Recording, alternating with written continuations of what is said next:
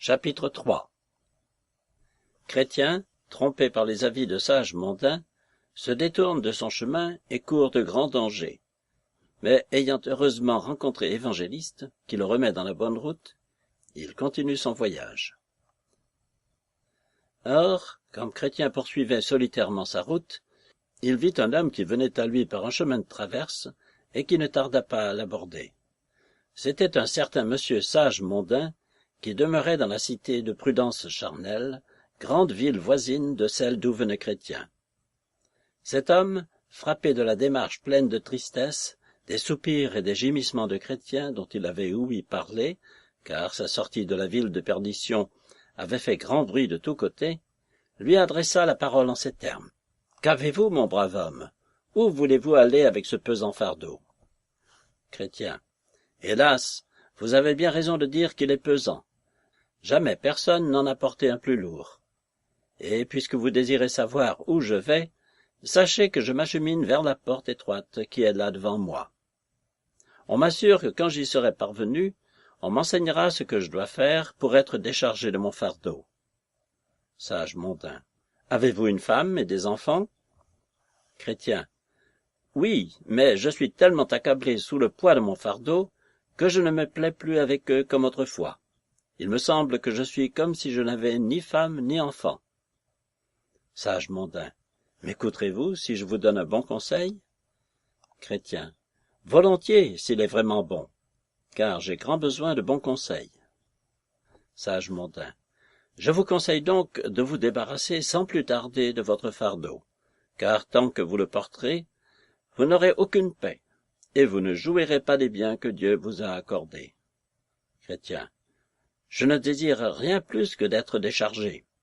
Mais, hélas, je ne puis me débarrasser moi-même de ce fardeau, et il n'y a personne dans notre pays qui puisse l'ôter de dessus mes épaules.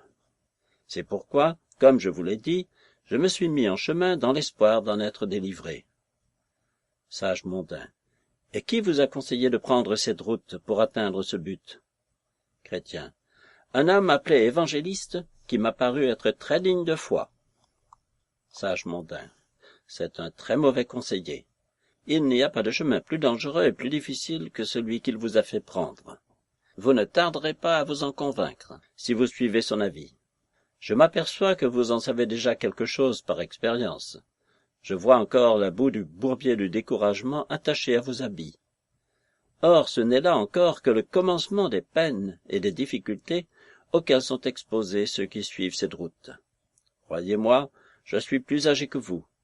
Vous trouverez sur ce chemin des douleurs, des fatigues, la faim, les périls, la nudité, l'épée, des lions, des serpents, les ténèbres, et enfin la mort même.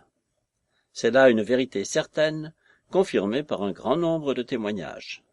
À quoi bon se précipiter dans un abîme de mots pour suivre les conseils d'un étranger?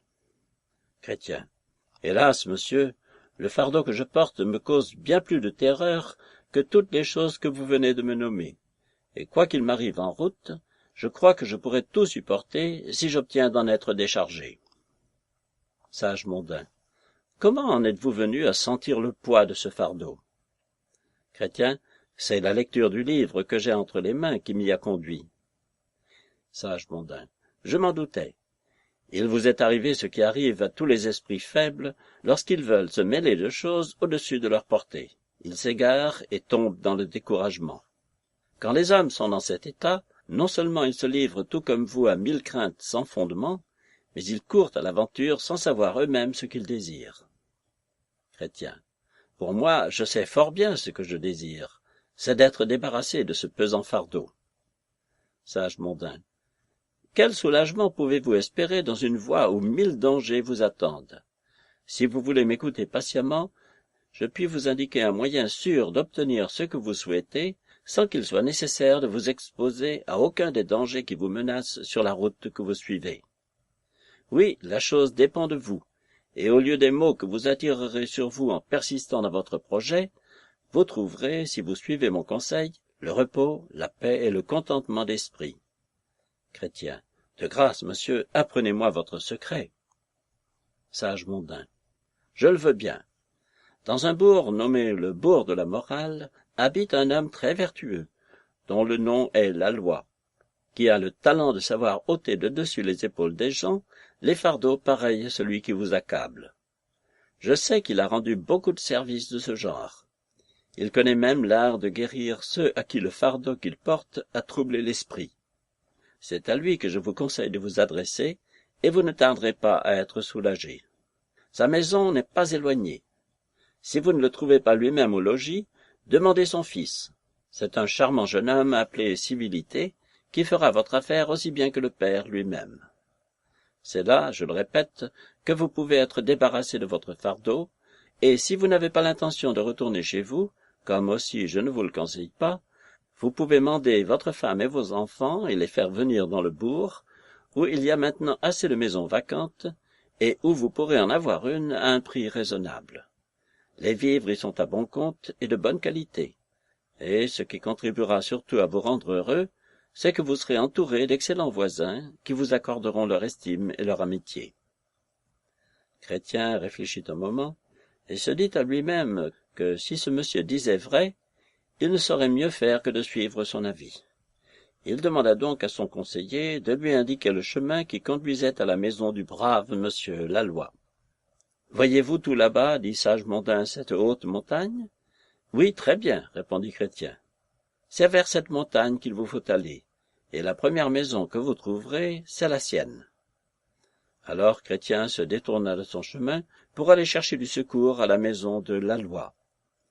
Mais comme il approchait de la montagne, elle lui parut si haute et si escarpée, et le côté qui faisait face à la route penchait tellement en avant, qu'il n'osa aller plus loin, craignant que la montagne ne lui tombât dessus. Il s'arrêta donc tout court, et son fardeau lui parut plus pesant encore qu'il ne l'était auparavant. Il craignait aussi d'être dévoré par les flammes de feu qui sortaient de la montagne. Épouvanté et tout tremblant, il commença à se repentir amèrement d'avoir suivi le conseil de Sage-Mondain. Dans cette perplexité, il vit venir à lui Évangéliste, dont l'aspect le fit rougir de honte.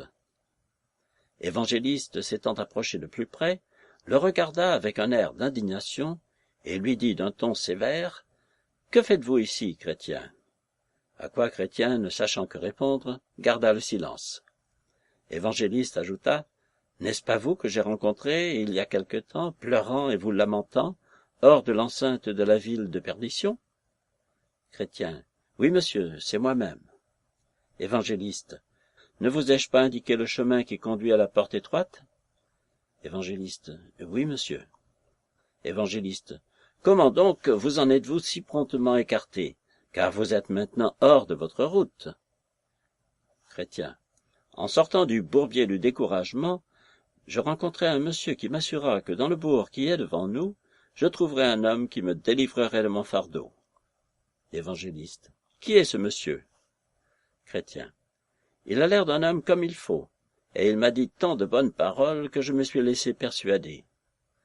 Mais lorsque je suis arrivé au pied de cette montagne, et que j'ai vu à quel point elle penchait en avant, je me suis arrêté tout court, craignant qu'elle ne tombât sur moi et ne m'écrasât. » Évangéliste, « Que vous a dit ce monsieur ?» Chrétien raconta alors tout au long la conversation qu'il avait eue avec Sage-Mondain et tout ce qui s'en était suivi. Quand il eut terminé son récit, Évangéliste lui dit d'un ton grave, « Arrêtez-vous et écoutez ce que déclare la parole de Dieu. » Chrétien resta immobile et tremblant. Évangéliste continua, « Prenez garde de ne pas mépriser celui qui vous parle. Car si ceux qui méprisaient celui qui parlait de la part de Dieu sur la terre ne sont point échappés, nous serons punis beaucoup plus si nous nous détournons de celui qui nous parle des cieux. Le juste vivra par la foi, mais si quelqu'un se retire, mon âme ne prend point de plaisir en lui. » Évangéliste fit ensuite l'application de ces paroles en disant à Chrétien, « C'est là le malheur dans lequel vous êtes tombé. Vous avez commencé à mépriser le conseil du Très-Haut et à retirer vos pieds du sentier de la paix, et cela au péril de votre âme. » À ces mots, Chrétien tomba anéanti aux pieds d'Évangéliste en s'écriant, « Malheur à moi, je suis perdu. » Mais Évangéliste, le voyant dans cet état, le prit par la main et lui dit, « Si quelqu'un a péché, nous avons un avocat auprès du Père, savoir Jésus-Christ le juste. Ne sois pas incrédule, mais crois. » Ces paroles rendirent un peu de courage à Chrétien. Il se releva et se tint debout devant Évangéliste, qui poursuivit en ces termes: « L'homme que vous avez rencontré s'appelle Sagemondain, et c'est à juste titre qu'il est ainsi nommé, car il ne goûte que la doctrine du monde. Et c'est pour cela qu'il va toujours à l'église dans le bourg de la morale. Cette doctrine du monde lui plaît, parce qu'elle le délivre du joug de la croix, et parce qu'il est affectionné aux choses de la terre. De là vient qu'il cherche à traverser mes voies, quoiqu'elles soient justes et droites. Vous devez détester avec horreur le conseil que cet homme vous a donné. En premier lieu, parce qu'il vous a détourné de votre route, et vous devez vous détester vous-même pour avoir eu la faiblesse de suivre son avis. Car en agissant ainsi, vous avez rejeté le conseil de Dieu pour prendre conseil d'un sage selon le monde. Le Seigneur dit: « Efforcez-vous d'entrer par la porte étroite, c'est-à-dire par la porte que je vous ai indiquée. Car la porte étroite et le chemin étroit mènent à la vie, et il y en a peu qui le trouvent.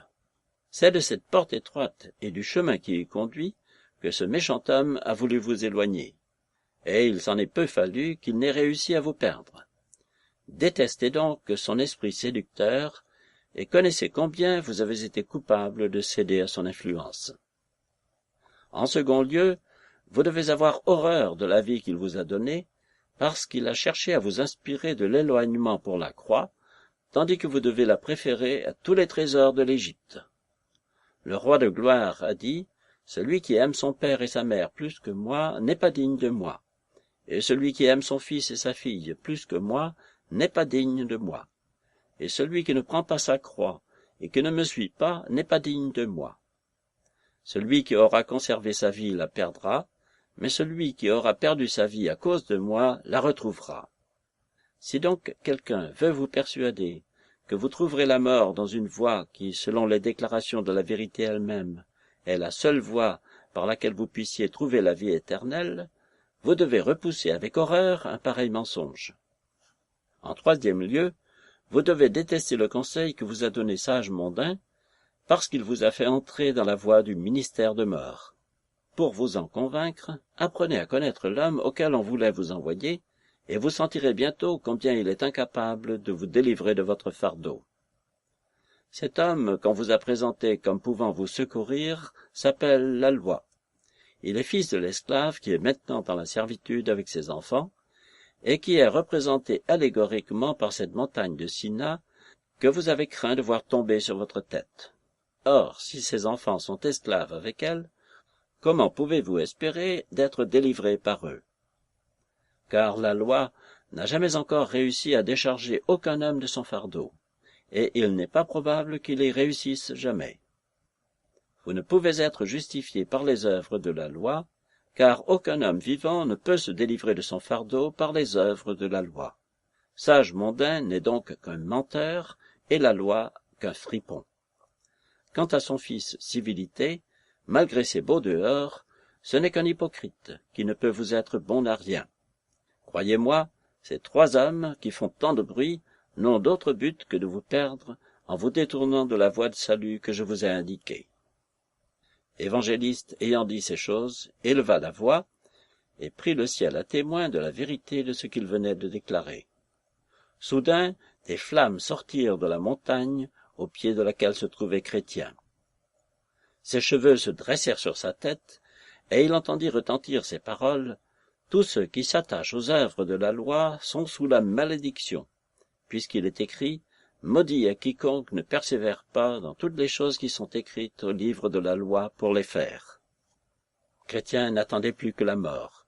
Il commença à se plaindre amèrement, maudissant l'heure à laquelle il avait rencontré Sagemondain, et ne cessant de se traiter lui-même de fou et d'insensé pour avoir prêté l'oreille à ses avis. Il était aussi tout honteux de penser que des considérations toutes charnelles eussent eu assez d'ascendant sur lui pour lui faire quitter le bon chemin. Il se tourna de nouveau du côté d'Évangéliste et lui dit: « Monsieur, que vous en semble? Y a-t-il encore quelque espérance pour moi? Puis-je encore retourner sur mes pas et me diriger du côté de la porte étroite? » Ne serais-je point abandonné et rejeté avec mépris à cause de mon péché? Je me repens d'avoir suivi le conseil de cet homme. Mais mon péché peut-il m'être pardonné? Évangéliste répondit, votre péché est très grand, car vous avez eu 2 torts. Vous avez abandonné le bon chemin, et vous êtes entré dans une voie défendue. Cependant, prenez courage. L'homme que vous trouverez à la porte consentira encore à vous recevoir, car il est plein de compassion pour les pécheurs. Mais, ajouta-t-il, prenez garde de ne plus vous détourner ni à droite ni à gauche, de peur que vous ne périssiez dans cette voie quand sa colère s'embrasera. Là-dessus, Chrétien se disposa à retourner sur ses pas. Et Évangéliste, après l'avoir embrassé, lui souhaita amicalement un bon voyage. Il se mit aussitôt en route, s'avançant à grands pas, sans s'arrêter pour parler à personne, ni pour répondre à ceux qui le questionnaient. Il marchait comme un homme qui sentait qu'il était sur un terrain défendu, et ne se crut en sûreté que lorsqu'il fut rentré dans le chemin qu'il avait quitté.